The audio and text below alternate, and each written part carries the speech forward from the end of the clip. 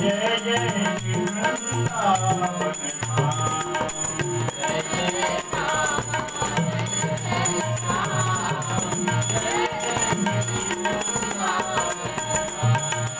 जय बरसानो जय जगन्नाथ, श्री यमुनानी अति अभिराम।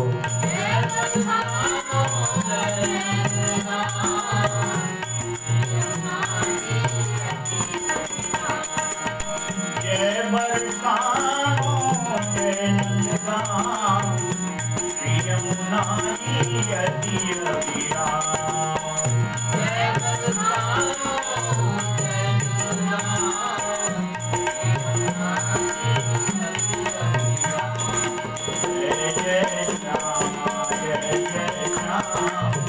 जय जय श्री वृंदावन धाम।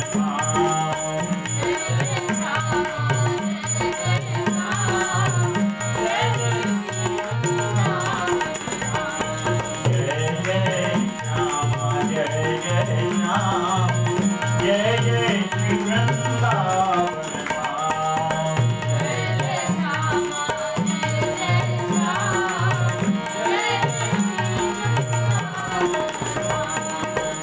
जय श्यामा जय जय श्याम, जय जय श्री वृंदावन धाम।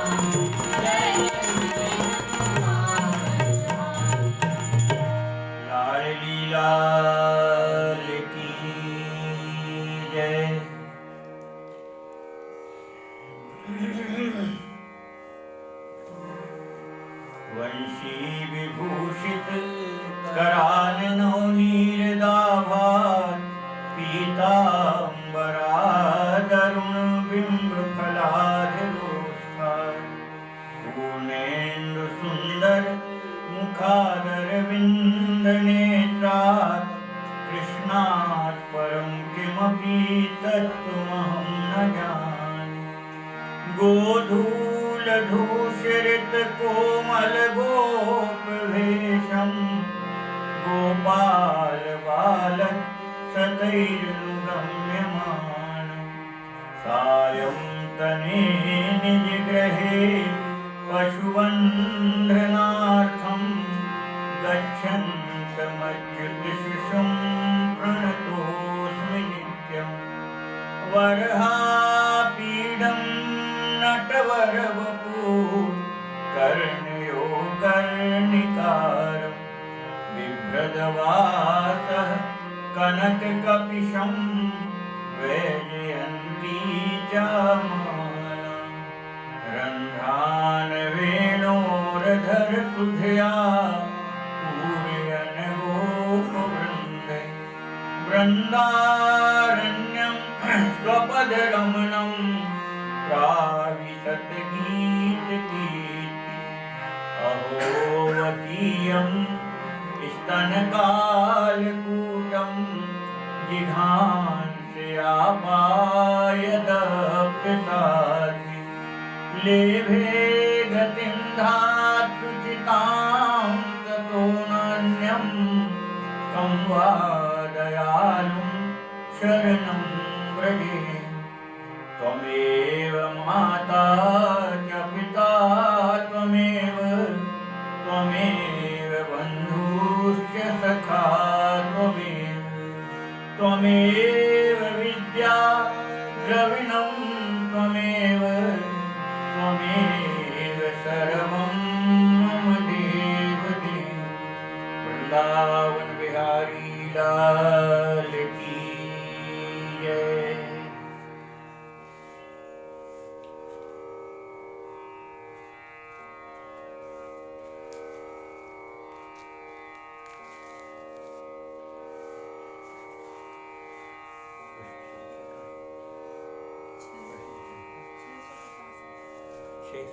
प्रश्न संख्या है।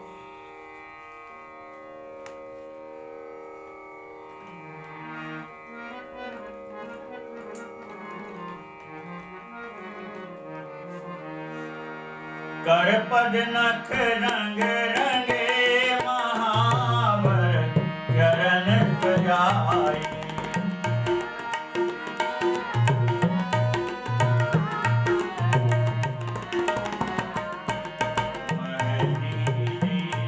लगाए अरुण पद अरुण बनाए। मेहंदी लगाए अरुण पद भूषण बदन तुम्हारी तर अंग अंग लगायो। भूषण बदन तुम्हारी तर अंग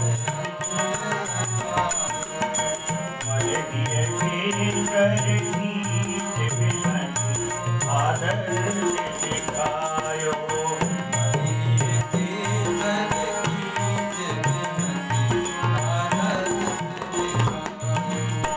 नव तरंग छिन छिन उठे मन तो उनके नहीं भरे।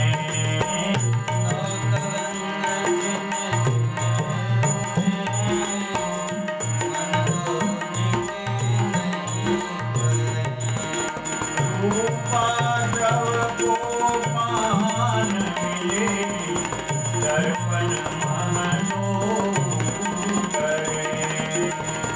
रूपा सबको पान मिले दर्पण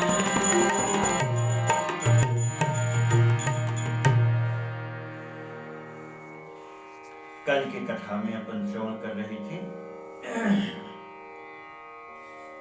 कन्हैया ने लाडली जी का श्रृंगार प्रारंभ किया। परसी परस पर प्रेम पुलक अंग अंगनी होवे। लख प्यारी हरि रूप देह की सुधबुध खोवे। निज कर केश संभाले और प्रिया की बांधी बैनी। ठाकुर जी ने सबसे पहले तो केश संभाल करके और चोटी गूंथी लाडली जी की, और फिर सुंदर भाल पर तिलक लगाया। चिबुक पर तिल का निशान बनाया काले काजल से, और सुंदर अधरों पर लाली लगाई। नेत्रों में काजल लगाया और सुंदर फूलों के गजरा पहनाए। और फूलों का ही आज श्रृंगार किया ठाकुर जी ने लाडली जी का। कमर में फूलों की करधनी पहरा दी। इस प्रकार संपूर्ण आभूषण, गजरा है, बाजूबंद है, हार है, इस ऐसे संपूर्ण आभूषण फूलों के लाडली जी को पहनाए ठाकुर जी ने बना बना करके। और सबसे अंत में फिर पान की बीड़ी लाडली जी को खिलाई। कर पद नख रंग रंगे महावर चरण सजाए।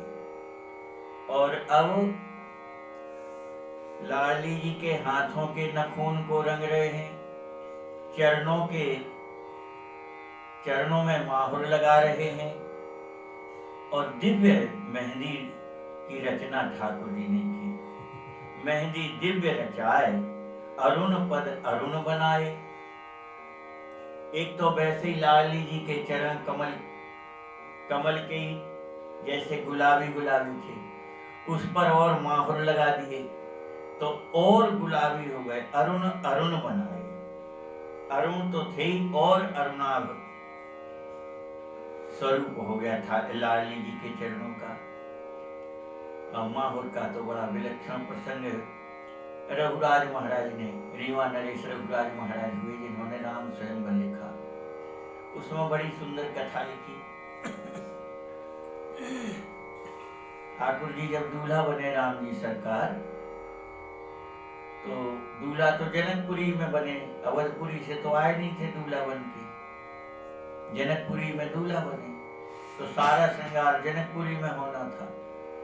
अब माहुर का समय आया तो महाराज जनक जी ने नाइन भेजी, जाओ दूल्हा को माहुर लगाओ। अब वो आई माहुर लगाने। अब रघुवंशी क्षत्रिय राजकुमार हजारों की संख्या में, और नाइन उनसे बातों में उलझ गई। ठाकुर जी को माहुर तो लगा रही थी, पर बातें करते करते और ऐसी बातों में फंसी कि माहुर लगाना भूल गई। जब बहुत देर हुई तो लखनलाल जी बिगड़ पड़े, बोले तू बातें करने आई कि माहौल लगाने आई, माहौल लगा। तो अब वो दोनों चरण देखे ठाकुर जी के तो समझ में ना आया, तो उसने चरणों को थोड़ा सा जोर लगा के रगड़ा, और जैसे ही जोर लगाया तो लखनलाल जी तो क्रोधित हो गए, बोले तू क्या कर रही पागलपन, इतने सुकुमार चरण है, तू इतने जोर से रगड़ रही।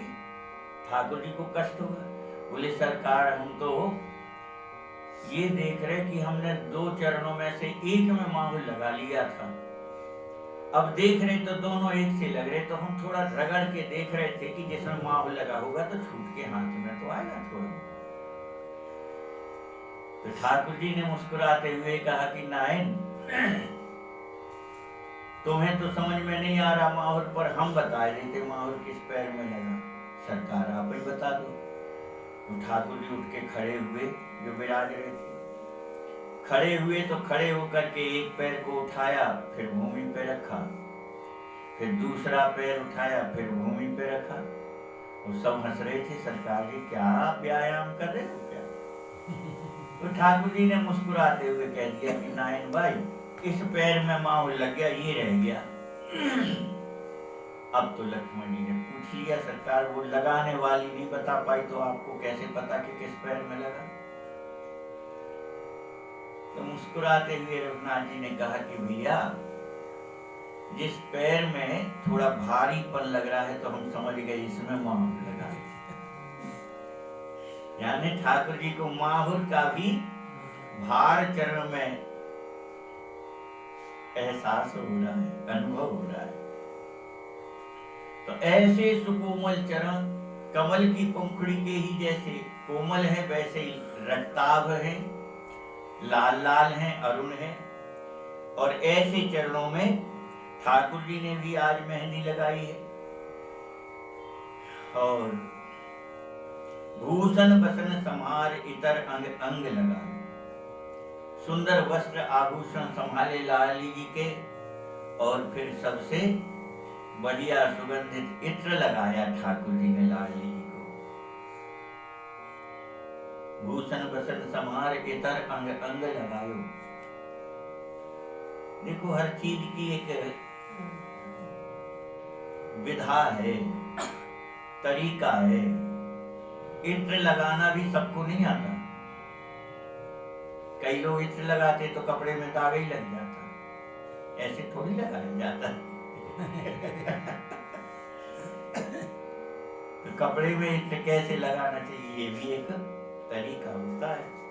कई लोग ऐसा शीशी से लिया और ऐसे लगाए तो दाग अलग हो जाता है। इत्र को लेकर पहले उंगली में पूरा मिला देना चाहिए और फिर उस उंगली को कपड़े पर मलना चाहिए, तो बढ़िया रहेगा, दाग भी नहीं लगेगा। तो ठाकुर जी संहार करके इत्र लगा रहे हैं, समारी इतर अंग अंग लगायो, और मल मल मल ही केसर कीच बेहसी आदर से दिखायो, और सुंदर कस्तूरी और केसर का लेप लाडली जी को लगा रहे हैं, तरह तरह का श्रृंगार करके।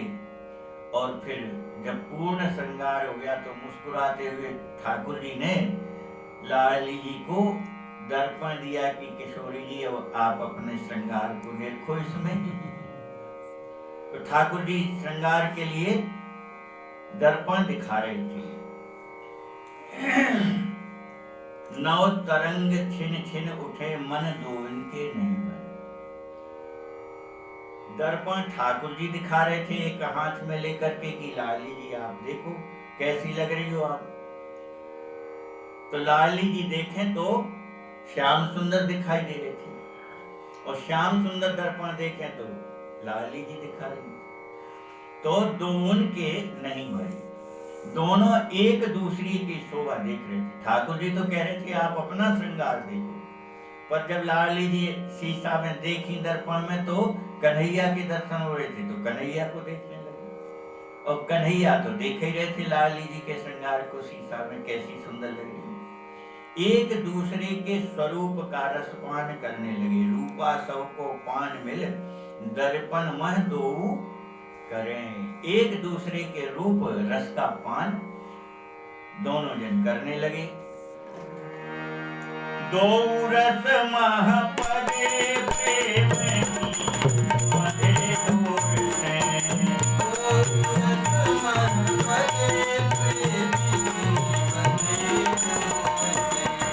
कन्हैये मह ध्यान निहारे नैन कोर से।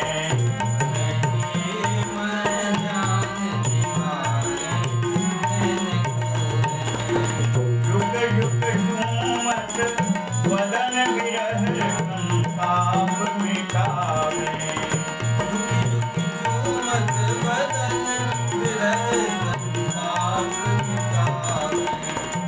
पर गिर गिर परत परती में प्रेम बढ़ावे।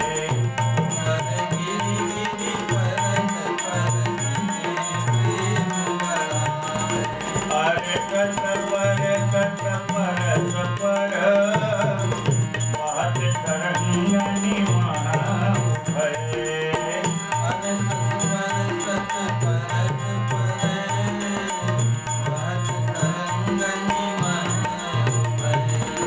जीवत ज्यों ज्यों नेह रस, ज्यों ज्यों छूटत सकुच भये।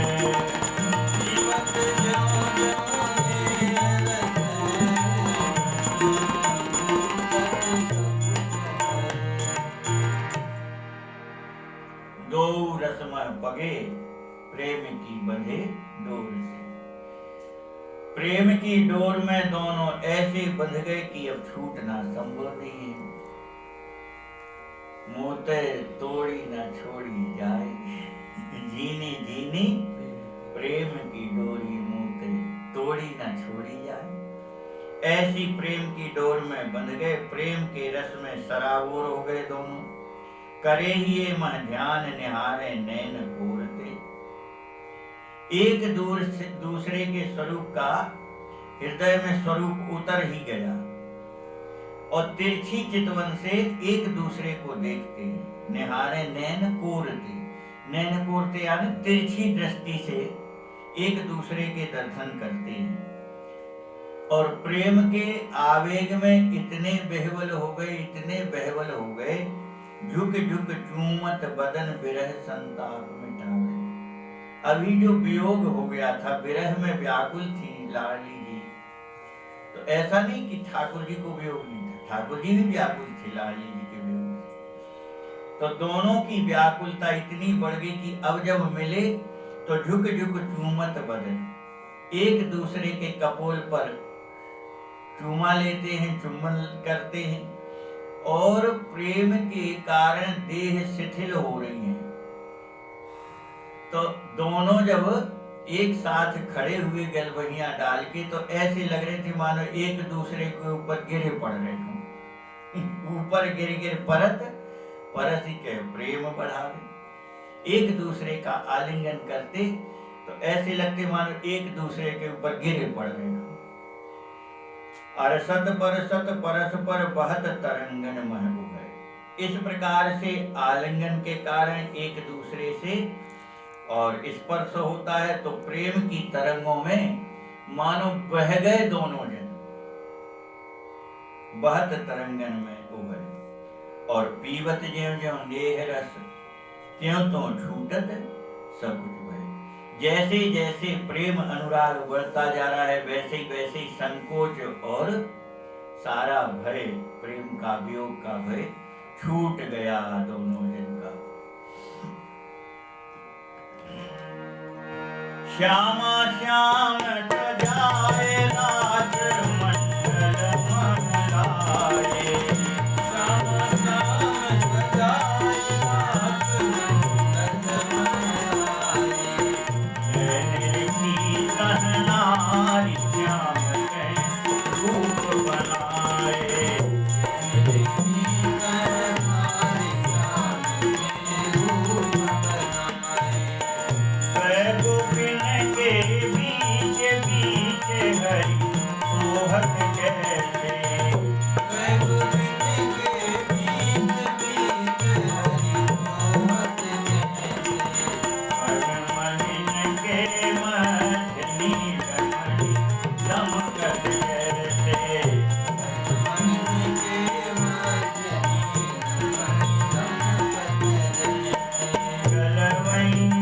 डारे चपल नटवर बीच बनाएंगे।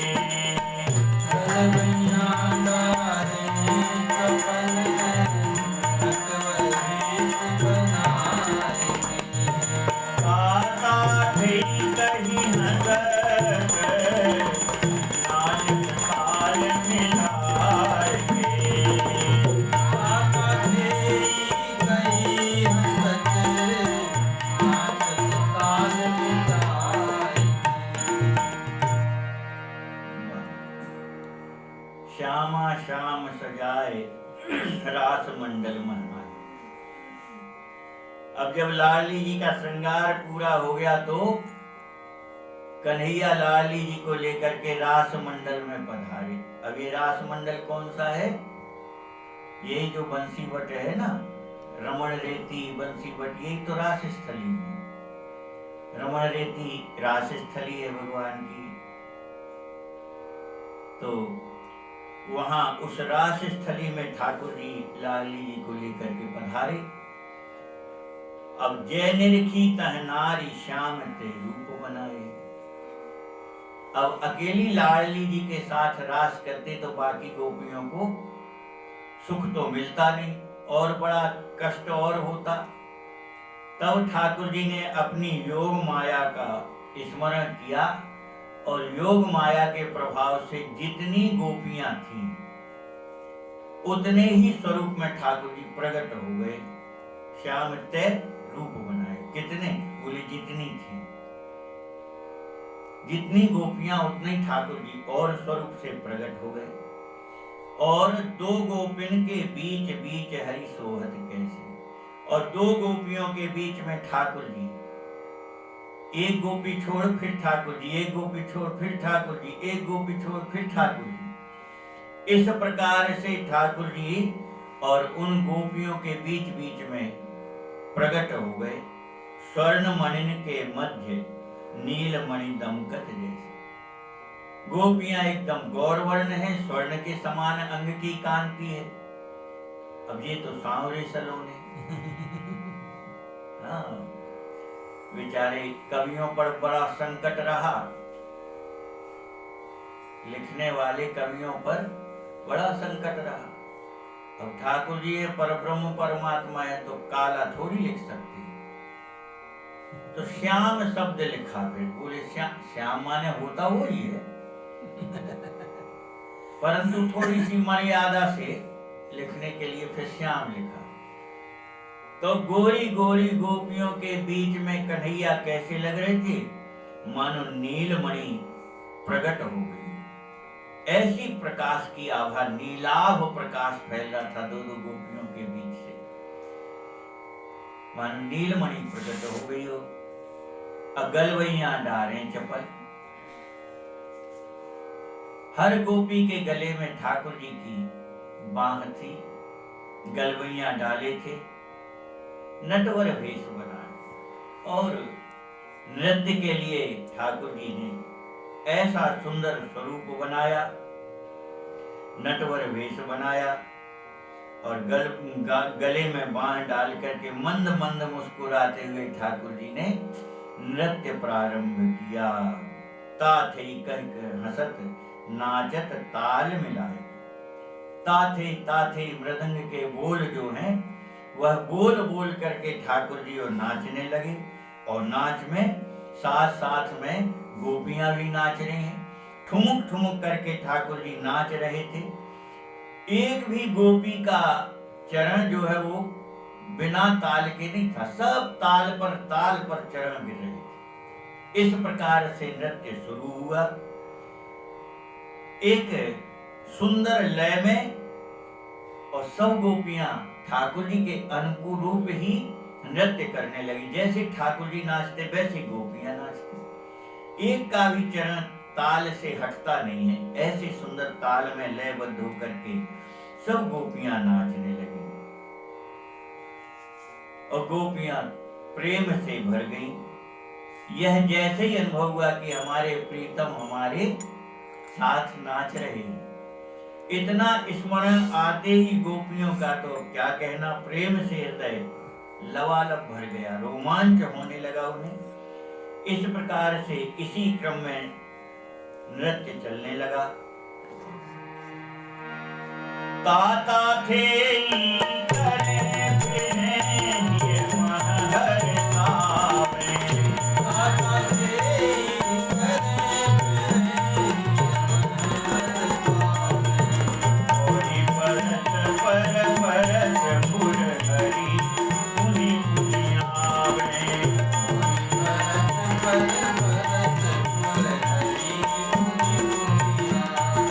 पुरहि हार मन हार सरसता अधिक बढ़ावे,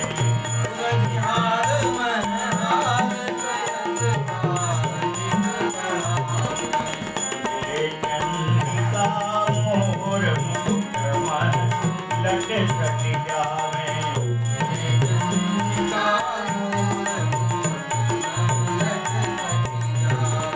चमकत जपला सम सखी अग्नि घन सम श्याम कवि,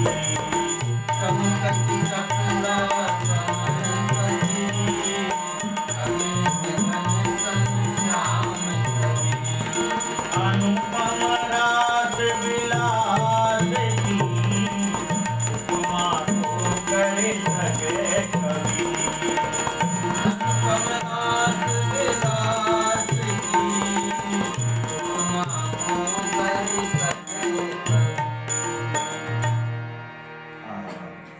आनंद में भर के कन्हैया नाच रहे थे। ताता थे ता थे ताता थे बोल बोल करके नाच रहे थे। गोल मंडलाकार गोपियों के साथ मंडलाकार नाच रहे थे। और हो ही परस्पर परस फुरफुरी पुनि पुनिया, एक दूसरे के अंग का स्पर्श हो रहा था। हर गोपी कन्हैया के स्पर्श में थी। स्पर्श के अनुभव को करके उनको फुरफुरी आती, कंपकपी आने लगी गोपियों को। प्रेम से हृदय भर गया। फरूरी जिसको अपन कहते, फरूरी आने कपकपा जाते। तो गोपियां कपकपा रही हैं बार बार प्रेम के कारण। और नाचते नाचते क्या हुआ, बोले उरधि हार मह हार सरसता अधिक बढ़ा। नाचने के कारण गोल गोल जब घूमे नाचे तो हार जो गले में मालाएं थी वो उड़ी उड़ी, तो ठाकुर जी की बनमाला से गोपियों के हार जो है वो उलझ रहे थे बार बार। एक गोपी फिर ठाकुर जी, एक गोपी फिर ठाकुर जी। तो ठाकुर जी की माला जो है वो गोपी के माला से उलझ रही थी, फंस रही थी बार बार। इस प्रकार से वह जब माला उलझती तो आनंद और बढ़ता उनका। मिले चंद्रिका मोर मुकुट में। अब ठाकुर जी नाचते नाचते जब सिर तिरछा करते बांसुरी बजाने में, तो गोपी की चंद्रिका से मुकुट टकराते। और ऐसी दशा में कभी कभी ठाकुर जी की अलकें और गोपी की अलकें दोनों मिल जाती, उलझ जाती।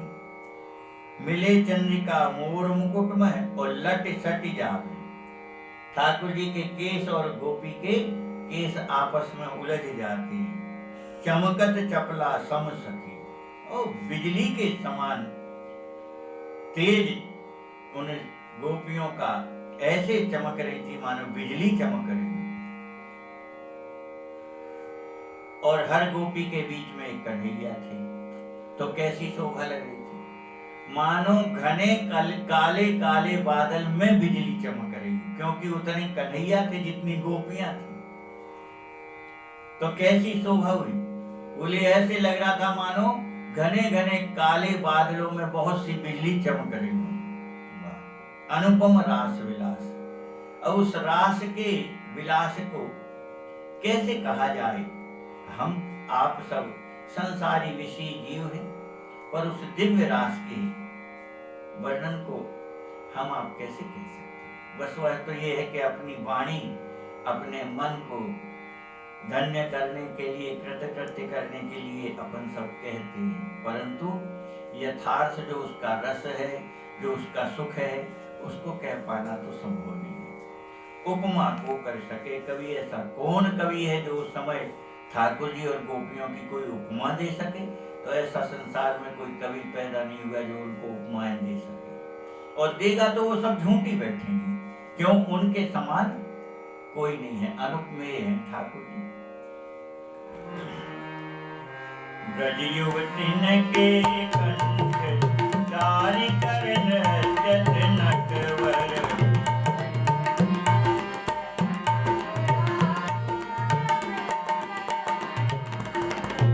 झुन नूपुर बजत झनक चुड़ियन की मनहर।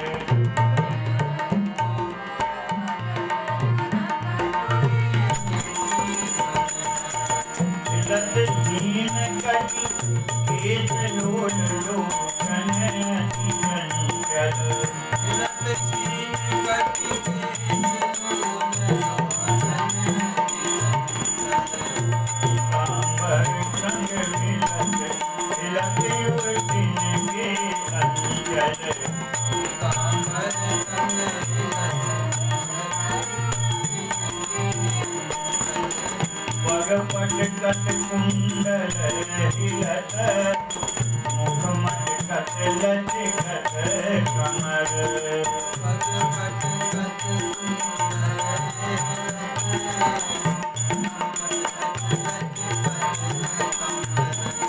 हिलत हार मुख मुख मिलत, करत काने मुख कमर। तिलक हार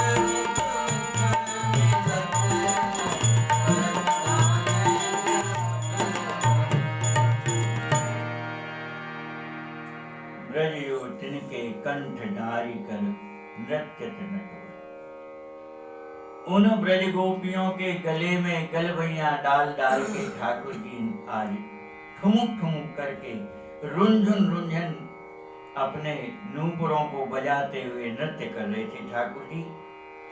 सुंदर नूपुरों का शब्द जो है रुंझुन रुंझुन शब्द हो रहा था, और यहाँ ठाकुर जी के नूपुर का शब्द हो रहा था रुंझुन रुंझुन। वहां गोपियों की चूड़ियों के शब्द हो रहे थे। झनक झनक करके चूड़ियां झनकार हो रही थी, चूड़ियों की झनक झनक करके आवाज निकल रही थी चूड़ियों से, और ठाकुर जी के नूपुर से छुन छुन छुन छुन। ऐसे चूड़ियों का और ठाकुर जी के नूपुर का शब्द अत्यंत मनोहर, कानों को अपार सुख देने वाला था। हिलत छीन कटी, अत्यंत पतली कमर गोपियों की, वह नाचते समय जो कमर हिलाती हैं, लंबी लंबी बैणी, कमर तक के केस हैं, ऐसी सुंदर वह नाचने में बैणी हिलती है। और नेत्रों का तो कहने क्या, कह रही है गोपियां तिरछी चितवन से तरह तरह के अपने रत्नारे नेत्रों से इशारे करती हैं, तरह तरह के नेत्र नचाती हैं नाच में। आपने देखा हुआ जो ये कथक नाचने वाले होते, उनके नेत्र अलग मटकते हैं। अपन देखते कैसी आंख मटकाती नाचती है, तो खड़े होकर पूरे में कैसी आंख मटकाती। तो इस प्रकार से गोपियां तरह तरह के नेत्रों से इशारे करती हैं, नजर को इधर उधर घुमाती हैं, चोटियां झोंटा खाती हैं, बार बार इधर उधर हिलती हैं नाचने में। और पीताम्बर संग मिलत हिलत युवतिन के अंचल, ब्रज गोपियों के आंचल हवा में उड़ उड़ करके और ठाकुर जी के पीताम्बर से आपस में उलझ रहे हैं। मालाएं उलझ जाती हैं, ठाकुर जी के पीताम्बर से उनका आंचल उलझ जाता है। इस प्रकार से और पग पटकत कुंडल हिलत, अब नाचने में जब पैर पटकते हैं तो गोपियों के कन्हैया के कुंडल हिलते हैं, और मुख मटकत और लचकत कमर। अब नाचेंगे तो ऐसे थोड़ी, मुंह भी मटकता है नाचने में, तो गोपियों का, कन्हैया का मुख भी मटक रहा है, कमर भी लचक लचक करके हिल रही है। कैसी कमर हिला दो।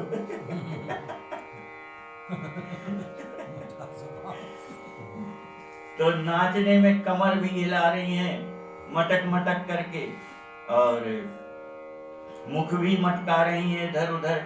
हिलत हार मुख मुख मिलत, हार हवा में उड़ उड़ करके ठाकुर जी के हार से उलझ रहे हैं, और हिलत हार मुख मुख मिलत, मुखारविंद से मुखारविंद मिलाते हैं कन्हैया गोपियों से, गोपियां कन्हैया से एक दूसरे का चुंबन करते हैं। करत गान इत उत भ्रमर, हवा में उड़ते हुए गोपियों की, कन्हैया की जो माला है उस पर अपार संख्या में भौरे आ करके गुनगुना करके मालाओं पर बैठने का प्रयत्न करते, पर माला हिलती है तो उड़ उड़ करके वहां गुंजार शब्द करते हैं। वह उनका गुंजार शब्द एक अलग ही आनंद दे रहा है उस रास में। कीड़ा कमला कांत करे कल बेणु बजावे,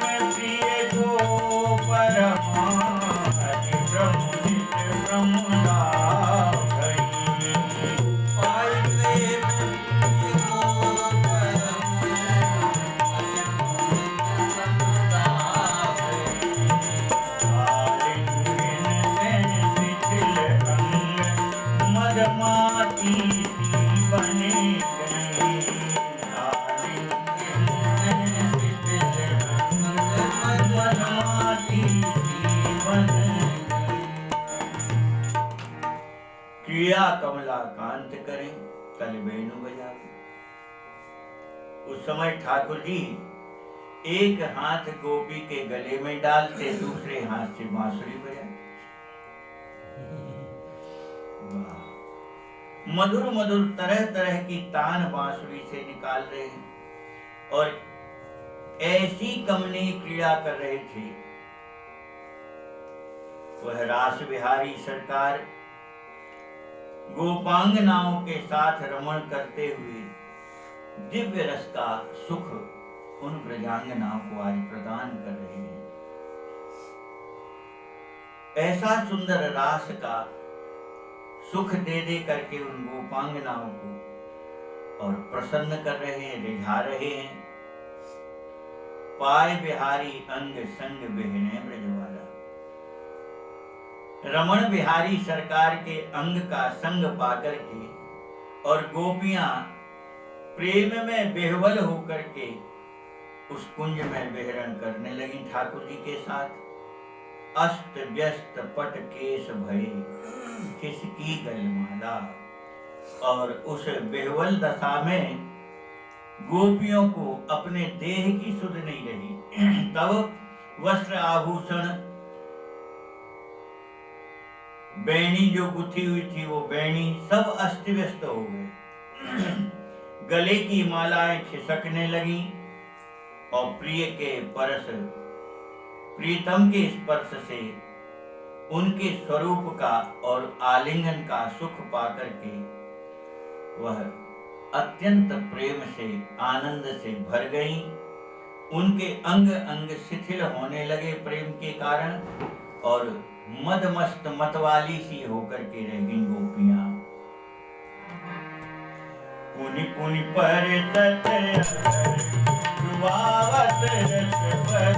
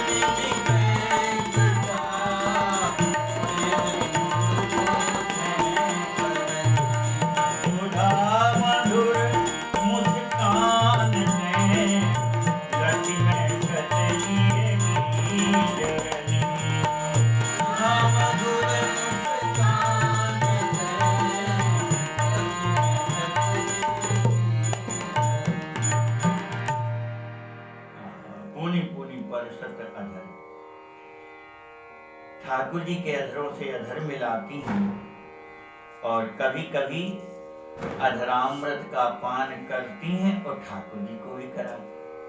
पुनि पुनि परसत अधर चुवावत रसवर साहु, ऐसे रस की वर्षा करती हैं। और कभी कभी बीच बीच में ठाकुर जी को चुटकी भर लेती, चौंटिया ले लेती। सहसा चुटकी भरत करत सीसी हर सावन, जब कन्हैया को चौंटिया लेती तो कन्हैया करके रह जाती। तब अत्यंत प्रसन्न होती जब ठाकुर जी सीसी करके और कहते हैं तो आनंद में भर जाती गोपियां। और कभी कभी ठाकुर जी के गालों को दांतों से काटती दंतक छत कर हसत और ये पे नख छत करके, कभी कभी हृदय पर अपने नखून गला देती हैं और खिलखिला करके हंसने लगती हैं गोपियां। तो कभी कभी फिर ठाकुर जी भी हंस करके अपने पान की प्रसादी उनके मुख में दे देते हैं, अपना चबा चबाया पान और गोपियों के मुख में दे देते हैं। और तब रति रस भर के उस रति सुख के रस में ठाकुर जी ने आज उनको सराबोर कर रखा है। करें कामनी ने पे कृपा, इस प्रकार से कभी कभी उन गोपियों पर और ठाकुर जी ऐसी कृपा करते हैं। उन गोपियों के मुख पर पसीने की जो बूंदें हैं वह कभी कभी ठाकुर जी अपने हाथ से उनके पसीने की बूंदों को पोंछने लगते, अपने पीतांबर से उनके पसीने को पोंछने लगते हैं। तो कभी कभी अमृत के जैसी सुंदर मीठी मुस्कान से उनके हृदय की तपन को शीतलता प्रदान करते हैं। हृदय में जो काम की विवेक की तपन थी उस तपन को शीतलता प्रदान करते हैं। के गोपी सहित श्याम के अंग विराजे,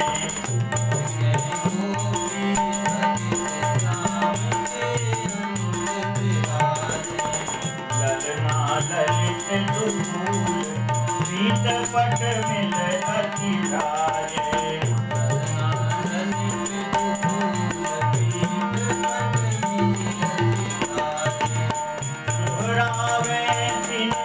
अंग पहुँची मुख पुनि पुनि जोड़े, अंग पहुँची रखी चकोरी ने चंद द्रवे क्यों नटवर सोहे, रखी चकोरी ने चंद द्रवे क्यों नटवर सोहे। भरन न चित चित चोर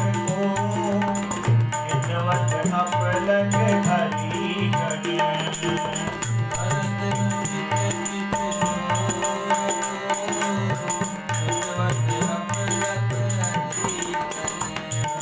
गोपी मुख पंकजे निरखी, भयो श्याम हरि मात मन।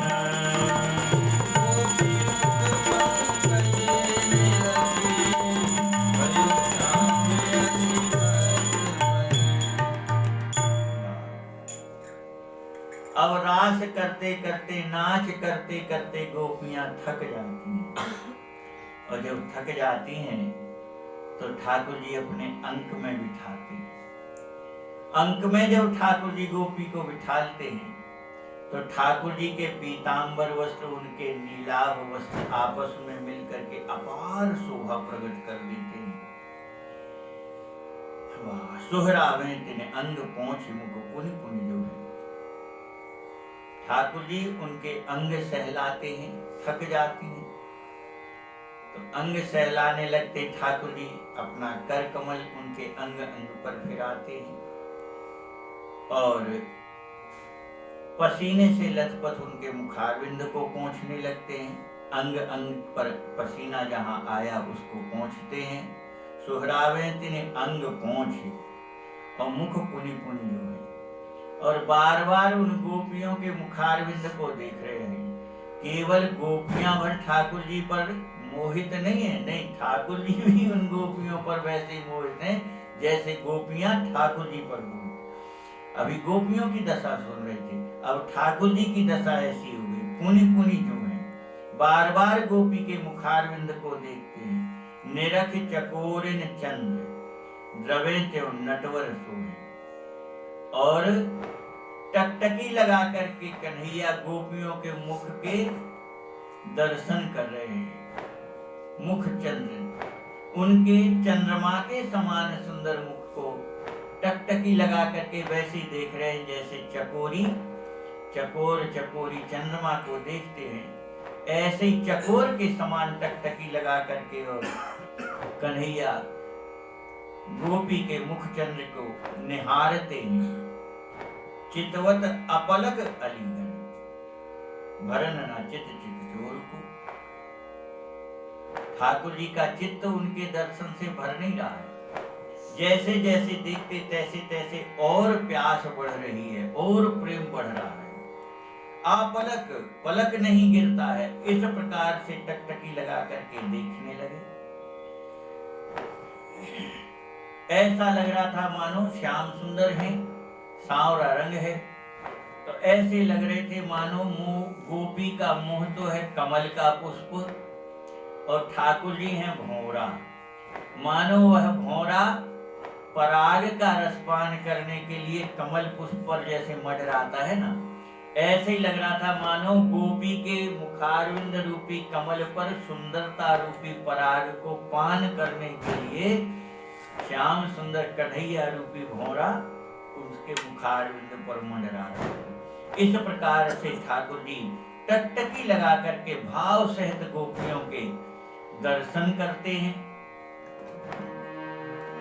चले श्याम जल के करण बलि गायक मधुकर, चले श्याम जल के करण बलि गायक मधुकर, गान मन चलत कब कभी उठत कठिन मुगर, गान मन चलत कब कभी उठत कठिन, वायु बुलावत व्यजन सुशीतल मंद सुगंधित, वायु बुलावत व्यजन सुशीतल मंद सुगंधित, नटंक महदारि पुरा प्रमदाति प्रमुदित,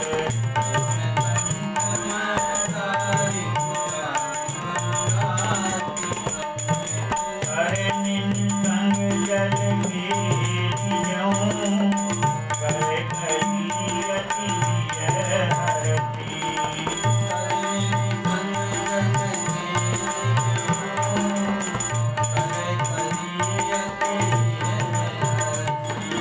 क्यों सखियन संग श्याम पुनि, करे खेल जल मानवती,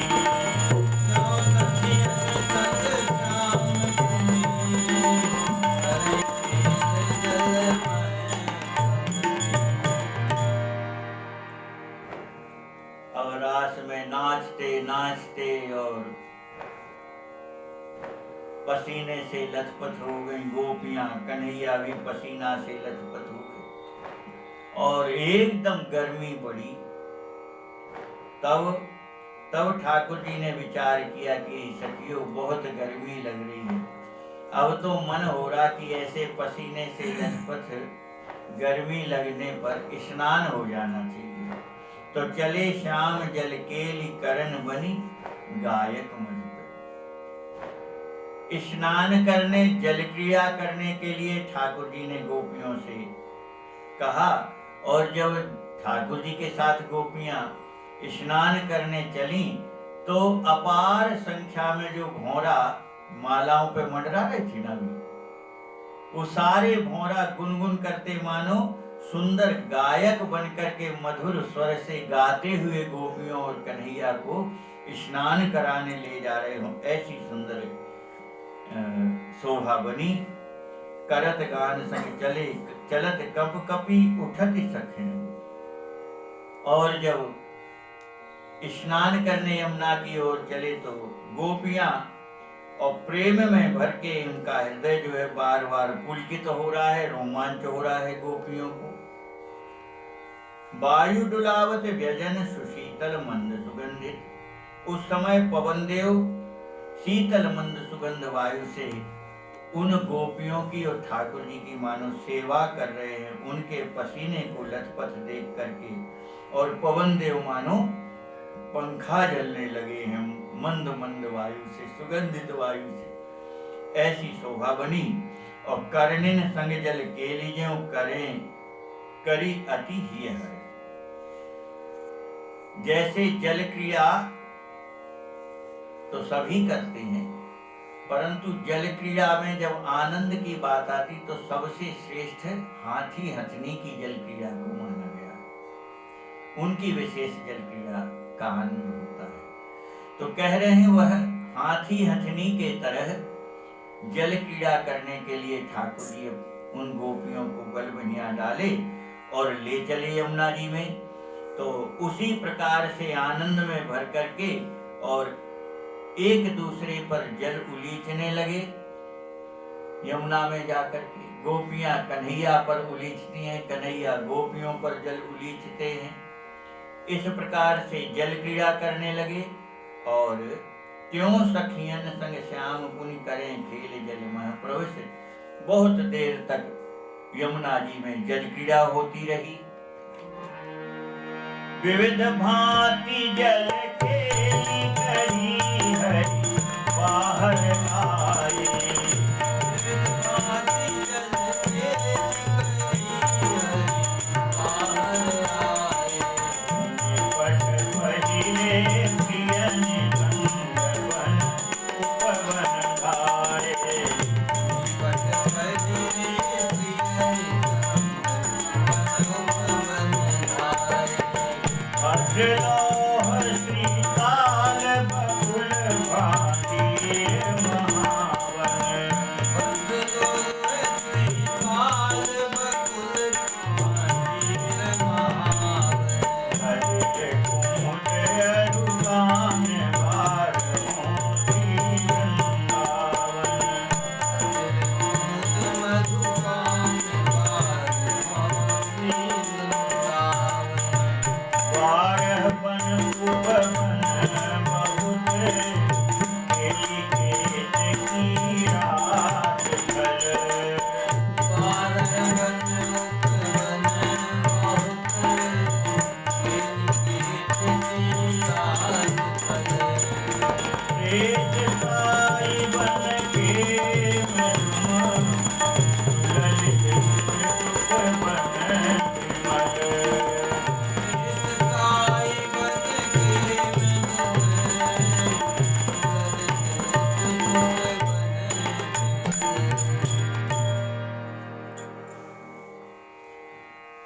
बहुत प्रकार की जल क्रीड़ा करके और फिर ठाकुर जी यमुना से बाहर आ गए। पुनिपट पहरे प्रियन संग वन उपवन धाये। पुनः वस्त्र बदल करके और फिर उन गोपियों के संग ठाकुर जी वनों में भ्रमण करने लगे। यमुना किनारे जो और अन्य वन हैं उन सब वन में भ्रमण करने लगे। वन उपवन, वृंदावन में कुछ वन है और कुछ उपवन है। 12 वन है और 12 उपवन है। तो 12 12 24। इस प्रकार से 12 वन कौन से हैं वह नाम महाराज श्री जी ने लिखे हैं। भद्रवन, श्रीवन, लोहवन, तालवन, श्री वृंदावन, बकुलवन, भांडीरवन, महावन, और यही महावन गोकुल भी कहलाता है। और मधुवन यानी मथुरा, खदिरवन है, कुमुदवन है, काम्यवन है और श्री वृंदावन। ये 12 वन है। और कह रहे हैं 12 इनके उपवन हैं। तो इन 12 उपवन में भी इनमें नहीं, ये 12 जो वन हैं, अभी जो 12 वन गिनाए, कह रहे इनमें 7 यमुना जी के पश्चिम तट पर हैं और 5 पूर्व की ओर हैं, यमुना जी से पूर्व की ओर हैं, और 7 पश्चिम तट पर हैं। इस प्रकार से ये 12 वन हैं। और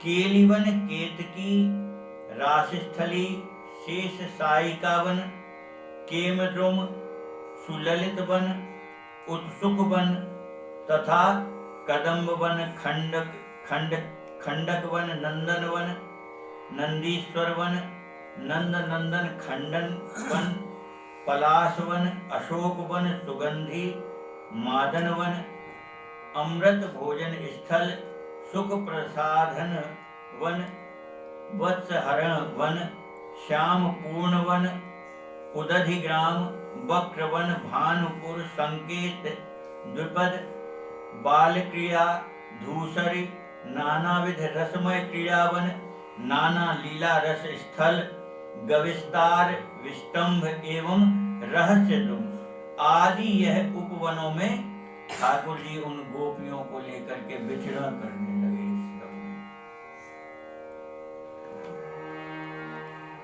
धन्य धन्य ब्रज धाम पावन वन उपवन,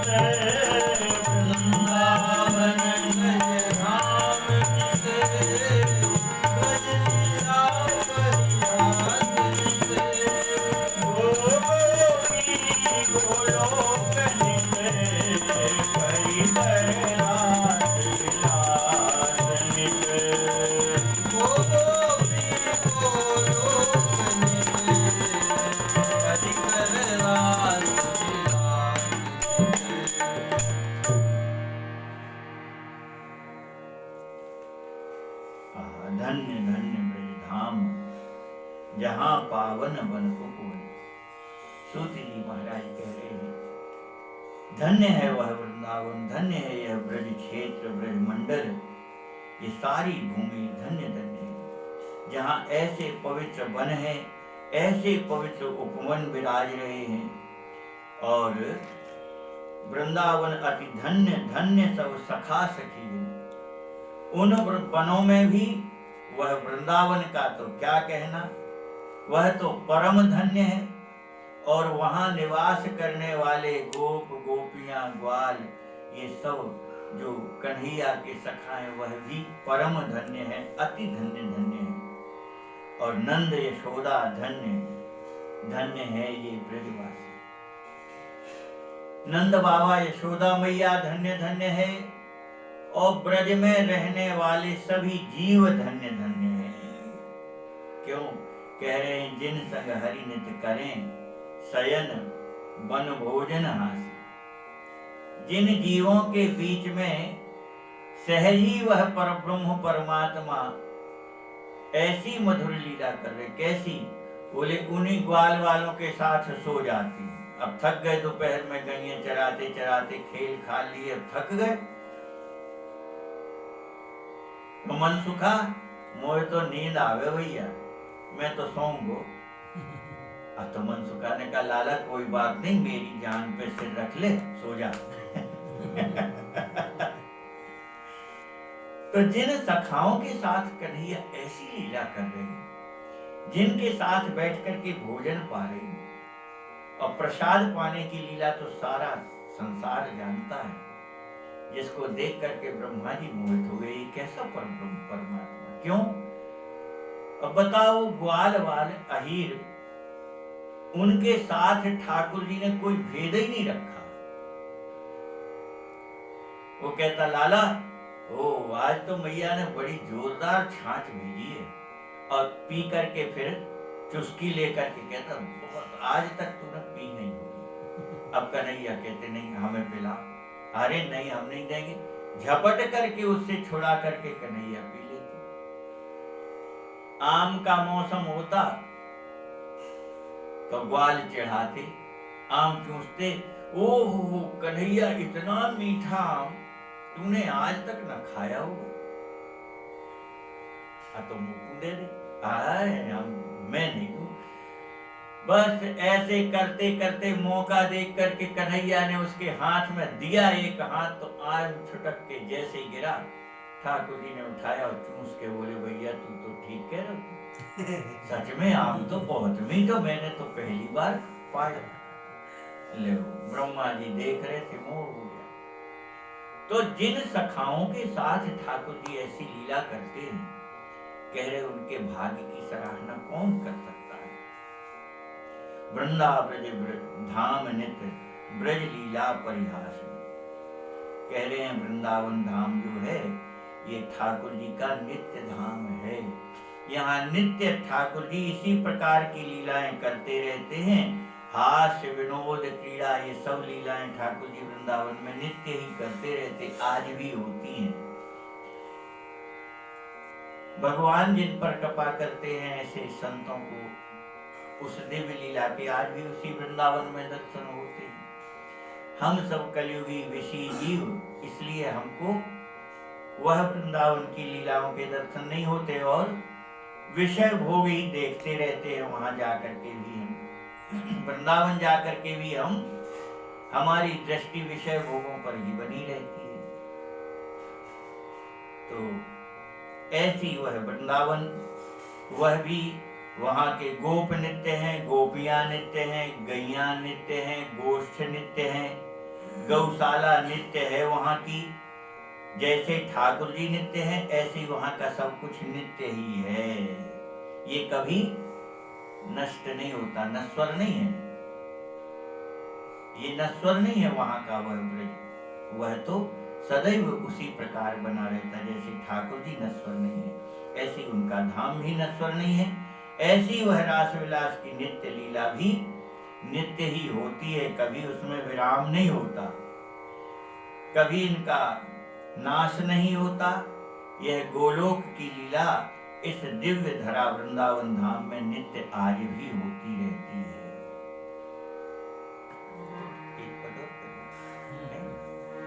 हो गए गोपी भावरा के दर्शन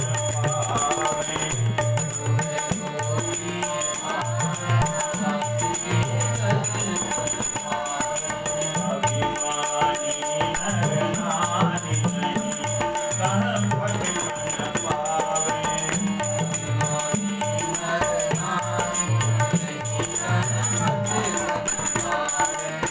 नारद गोपी बने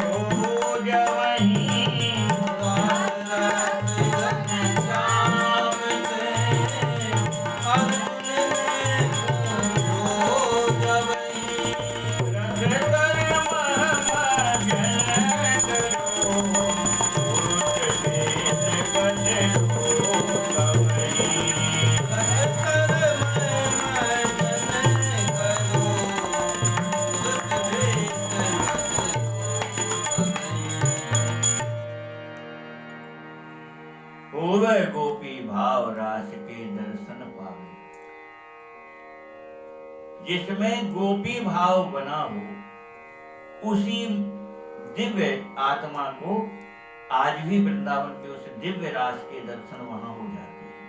किनको? जिसके हृदय में गोपी भाव प्रकट हो जाए। भले ही शरीर से पुरुष है, पर उसके भीतर अगर गोपी भाव प्रकट हो जाए तो उसको आज भी वहां उस रास के दर्शन हो जाते हैं। अभिमानी नर नारी नहीं तह फटकन पावे, अहंकारी विषी जीव वहां फटक भी नहीं सकते हैं, यानी प्रवेश ही नहीं है। अब वृंदावन ही जाना तो कितना कठिन है, सहज में पहुंच पाता है नहीं। करते करते कहो 10-10, 15-15, 20-20 साल बीत जाते हैं। वृंदावन जाना था, अभी तक हम गए नहीं, हम तो बहुत सोचे हैं, बस इस साल तो जाने। ऐसा करते करते 10-10, 20-20 साल बीत जाते हो, वृंदावन नहीं जा पाते। तो वृंदावन पहुंचना ही बड़ा कठिन है। कह रहे हैं ये संसारी विषी जीव, अहंकारी जीव, जिन्हें ज्ञान का अहंकार है, जिन्हें अपने तरह तरह के अहंकार है, वो कभी पहुंच ही नहीं सकते। नारद जी गए तो गोपी, नारद गोपी बने। इतने बड़े ज्ञानी महर्षि नारद जी, पर उन्हें भी वृंदावन में गोपी वेश रखना पड़ा और बने गोपी त्रिपुरारी। भगवान शंकर जी को रास में प्रवेश चाहिए तो उनको भी गोपी भाव स्वीकार करना पड़ा। नारद जी, भगवान शंकर जी, और यहाँ तक एक बार अर्जुन ने रास के दर्शन की इच्छा व्यक्त की। ठाकुर जी ने कहा भैया सोच लो, विचार कर लो। क्यों? बोले अर्जुन नहीं, अर्जुन ही बनने पड़ते। अर्जुन को नहीं होते, फिर बोले अर्जुन ही बनो तो मिल जाएंगे। तो अर्जुन ने दर्शन की जब इच्छा व्यक्त की तो ठाकुर जी ने उनको रस सरोवर है, जिसे दिव्य सरोवर भी वृंदावन में कहा गया है, उसमें स्नान कराए तो अर्जुन ही हो गए, गोपी भेष में हो गए अर्जुन जी। रास रहस घनश्याम ते अर्जुन ने पूछो जब वही, तो रस सर मह मज्जन करो, पुरुष वेश बदलो तब ही। पुरुष से स्त्री स्वरूप हो गए अर्जुन, और तब उन्हें किस प्रकार से रास के दर्शन मिले, इस कथा को अपन कल श्रवण करेंगे। समय हो गया, इसलिए कथा को यहीं लाडली लाल